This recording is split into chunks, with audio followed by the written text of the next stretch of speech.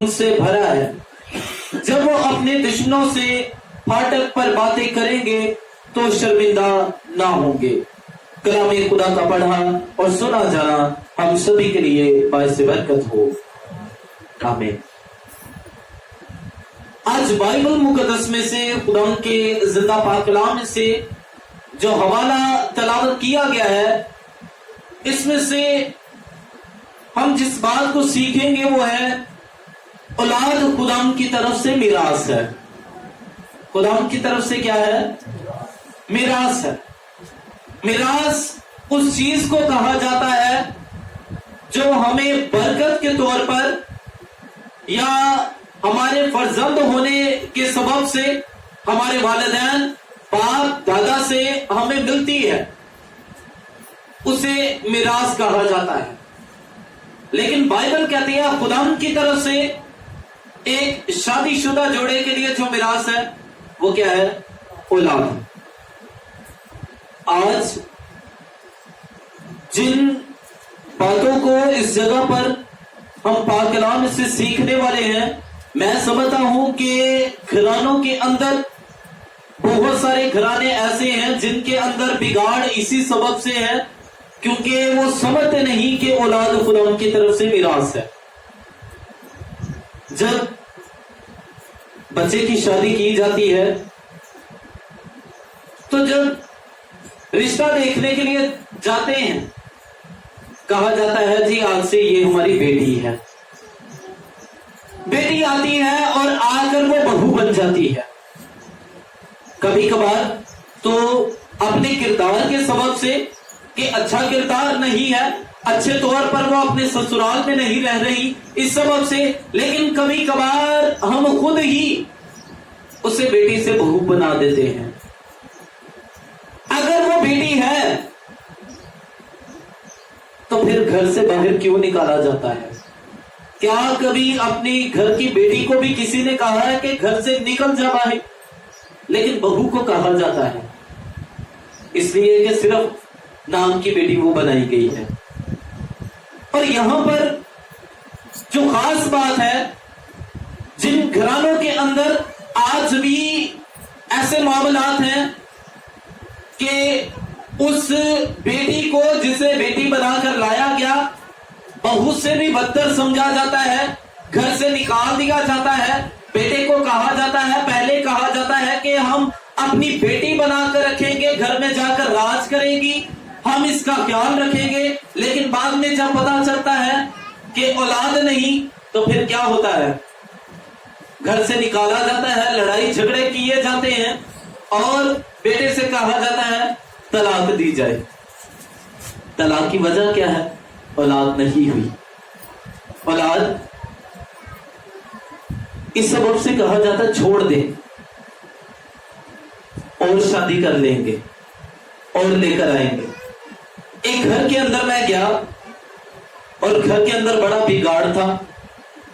उनकी बहू अंदर कमरे में रो रही थी और मैंने पूछा किस लिए? कहते आज तक इसने दिया क्या है?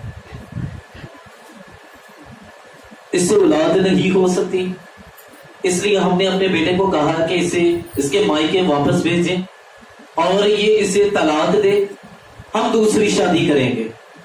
मैंने कहा बड़ी अच्छी बात कही है, दूसरी शादी करें, इसमें से औलाद नहीं हुई। जब दूसरी में से भी ना होगी फिर तीसरी कीजिएगा, जब तीसरी में से भी ना होगी फिर चौथी कर लीजिएगा। शादियां ही करनी है।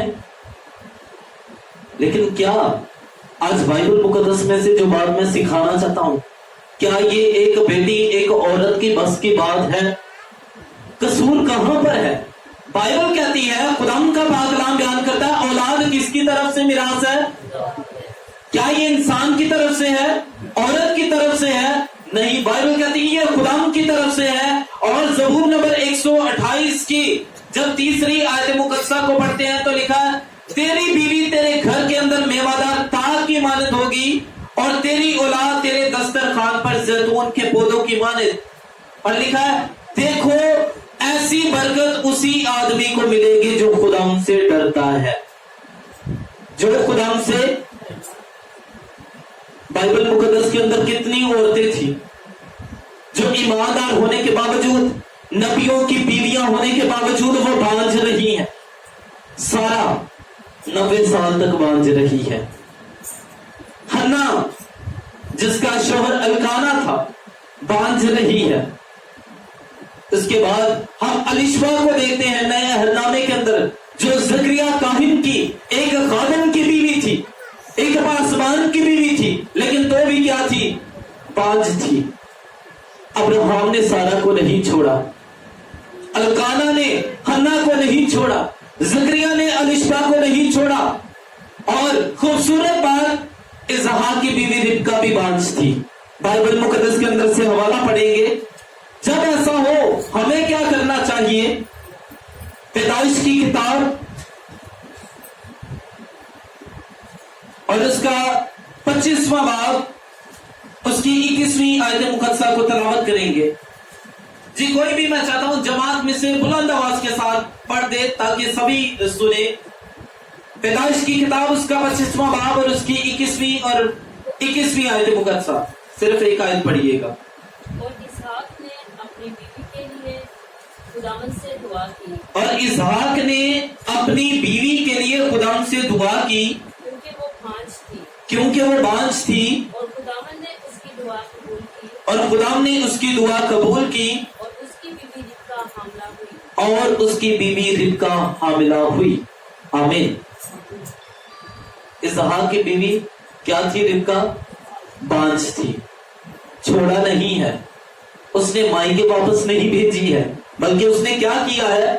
شوہر ہونے کے ناطے اس نے اپنی بیوی کے لیے دعا کی ہے.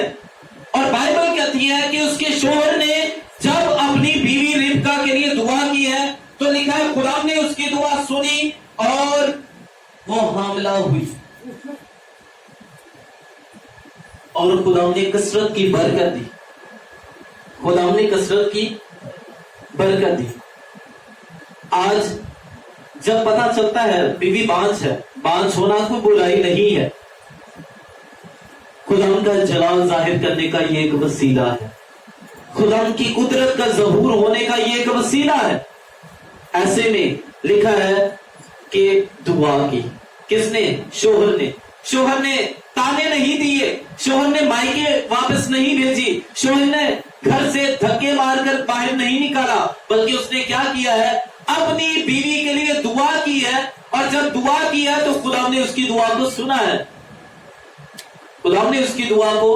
اور بائبل مقدس کے اندر لکھا ہے, جب ہم خروج کی کتاب کے 25ویں باب کی 23ویں آیت مقدسہ کو پڑھتے ہیں تو لکھا ہے تو خداوند اپنے خدا کی عبادت کرنا, تب وہ تیرے روٹی اور پانی پر برکت دے گا اور تیرے بیچ سے بیماری کو دور کرے گا اور تیرے ہاں کوئی بانجھ نہ رہے گی.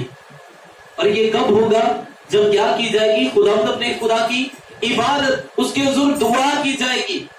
میں یہ سمجھتا ہوں بائبل مقدس کے مطابق اس بانجھ پن کا علاج خدا سے دعا ہے, خدا سے وفاداری. اور لکھا دیکھو یہ برکت اسی آدمی کو ملے گی جو خدا سے ڈرتا ہے, جو خدا سے ڈرتا ہے. تانے دے کر آپ اولاد کی برکت کو حاصل نہیں کر سکتے, یہ خدا کی طرف سے ہے. میں نہیں جانتا, لیکن جب پچھلے اتوار کو میں یہاں پر پیغام دے رہا تھا, اسی وقت کے اندر خدا نے میری رہنمائی کی. میں نہیں جانتا کس کی زندگی کے اندر ایسے حالات ہیں, کس شخص تک یہ میرا پیغام پہنچنے والا ہے اور کس کی زندگی کے اندر بدلاؤ آئے گا. خدا دلوں کو جانتا ہے اور اسی کے مطابق وہ کلام کرتا ہے.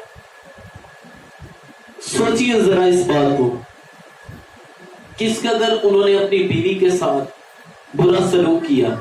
اسحاق نے اپنی بیوی کے ساتھ کوئی برا سلوک نہیں کیا, اور نہ ہی اس کے باپ ابراہم نے اس کی ماں سارا کے ساتھ. 90 برس کی عمر میں ابراہم 100 سال کا تھا اور مقدسہ سارا 90 سال کی.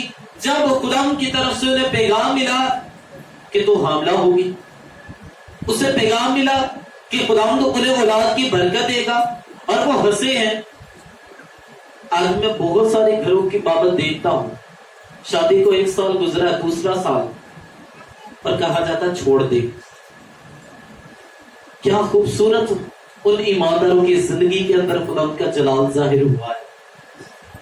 90 साल थोड़ी उम्र नहीं है। अब्राहम चाहता तो कब का सारा को छोड़ देता, लेकिन याद रखें, क्योंकि उसने सब्र से खुदा पर आस रखी और उसी बात के अंदर वो मुतमिन है कि खुदावंद अगर से औलाद दे तो भी उसका शुक्र हो, खुदा नहीं देता तो भी उसका शुक्र हो। तो खुदा ने जब औलाद दी है तो रास्तबाज औलाद दी है। जो खुदा की तरफ से औलाद मिलती है तो फरमाबरदार होती है। और बाइबल कहती है, बाइबल मुकद्दस के अंदर हमें इन बातों के सबूत मिलते हैं कि अब्राहम की औलाद यानी इसहाक अपने बाप के साथ वो फरमाबरदार था। वो क्या था? फरमाबरदार। जब अपनी मर्जी के मुताबिक, अपनी ख्वाहिश के मुताबिक हम पाना चाहते हैं तो फिर अच्छा नहीं मिलता, लेकिन जब खुदा की मर्जी से मिलता है तब सब कुछ अच्छा होता है। सब कुछ क्या होता है? अच्छा होता है। और याद रखें, कभी कभार बतौर सास हम ऐसा सलूक करती हैं अपनी बहुओं के साथ कि इस एक बात को लेकर हम अपने बच्चे को फोर्स करते हैं कि छोड़ दे, लेकिन याद रखें कि आप पर भी वो वक्त था, आप पर भी वो वक्त था।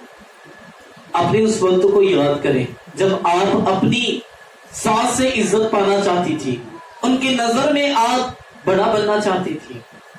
वैसे ही अब आपकी बहू है, और फिर अगर बहू अपना किरदार अच्छा नहीं रखती तो वो भी याद रखे कल को उसने भी सास बनना है, उसने भी सास बनना है। इस बरकत के अंदर किसी का कोई हाथ इन्वॉल्व नहीं है, खुदावंद की तरफ से ये मिरास है। खुदावंद अपने डरने वालों के लिए ये बरकत देता है, और लिखा है कि जवानी के फर्जंद ऐसे हैं जैसे जबरदस्त के हाथ में तीर।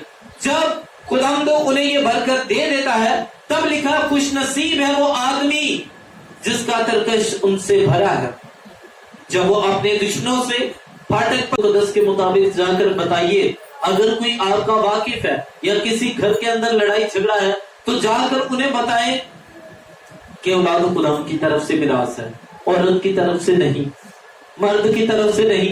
ये बरकत खुदा देता है, और खुदा उसी को ये बरकत देता है जो उससे डरता है। खुदा उसी को ये बरकत देता है जो उसमें शारमान रहता है। और ये बात बड़ी गौर तलब है। बहुत सारे घरानों के अंदर इसी सबब से बिगाड़ है, और जो ये बात कहते हैं उन्हें जाकर जरूर कहें। एक को छोड़ेंगे, दूसरी शादी करेंगे, क्या सबूत है, गारंटी है? मैंने तो उस बहन से ये कहा जो उस बहन की सास थी, कहती मैंने तो सोच लिया है और मैंने कहा कि 1 महीने के अंदर अंदर हम अपने बेटे की दूसरी शादी करेंगे, मेरे बेटे के लिए बहुत सारी पड़ी है। किस तरह की ये सोच है? जब अहद किया गया, जब बाइबल पर हाथ रखेंगे, तब तो किसी ने भी ये नहीं कहा, यह अहद ना करना कि मैं हमेशा उम्र भर तक तेरा साथ दूंगा। कहते हाथ रखे खुदा के कलाम पर, और अपनी ही औलाद को खुदा के जुर्म में गुनाहगार बना देते हैं, ये समझते हुए कि हमें अपनी औलाद के साथ बड़ी हमदर्दी है। ये हमदर्दी नहीं है। खुदा से दुआ करें, खुदा सब कुछ कर सकता है, और खुदा ने ये बरकत जिन्हें दी है, खुदा ने रास्तबाज बरकत दी है, खुदा ने खुदा तरस औलाद दी है। जैसे अब्राहम से इसहाक पैदा हुआ, और इसहाक खुदा तरस था, खुदा का खौफ मानने वाला था। जब खुदा ने अलकाना की बीवी हन्ना की सुनी है तो खुदा ने उसे सैमुअल नबी, इतना वफादार, छोटा होता वो बच्चा, बाइबल के अंदर ये पहला बच्चा होगा जिसने खुदा की आवाज बचपन के अंदर इतनी छोटी उम्र के अंदर सुनी है और फिर भी कहता है खुदा मैं हाजिर। आवाज सुन के कहता मैं हाजिर हूं। उसके बाद जब अलिशबा की सुनी गई है तो अलिशबा से एक ऐसा नबी बर्पा हुआ है जिसकी बाबत खुदावंद यीशु मसीह ने खुद कहा है कि जितने औरतों में पैदा हुए यूहन्ना से बड़ा कोई नहीं है। वो फिर रास्तबाज पैदा हुए हैं, ऐसे जिनके वसीले से खुदावंद का बड़ा जलाल जाहिर हुआ है। सोचें, अगर आपकी जिंदगी के अंदर ऐसा है, आप बड़ी देर से औलाद की ख्वाहिश कर रहे हैं लेकिन नहीं मिल रही, खुदा हमसे दुआ करे। शोहर बीवी के लिए दुआ करे और बीवी शोहर के लिए दुआ करे। एक दूसरे के लिए दुआ करना ये बाइबल मुकद्दस का फरमान है।